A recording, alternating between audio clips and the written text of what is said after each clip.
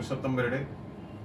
यावर्षी म्हणजे 23 मे पासून 26 मे पर्यंत वेंगुर्ला नगरपालिका आयोजित मराठी चित्रपटांचा महोत्सव सुरू होतोय. वेंगुर्ला मराठी चित्रपट महोत्सव. आणि या महोत्सवात एकूण 8 मराठी चित्रपट दाखवण्यात येणार आहेत, अलीकडच्या काळातले गाजलेले. आणि विशेष म्हणजे नगरपालिकेच्या नगराध्यक्ष जे आहेत राजन गिरप आणि त्यांचे सहकारी यांनी मिळून हा पुढाकार घेऊन हा महोत्सव तिथे आमंत्रित केलेला आहे. आणि वेंगुर्ल्यातल्या रसिकांना ही मोठी सुवर्ण संधी आहे की मोठ्या पडद्यावर हे सिनेमे त्या थिएटरमध्ये त्यांना आवर्जून पाहायला मिळतील. त्याचा आस्वाद सर्व रसिकांनी घ्यावा.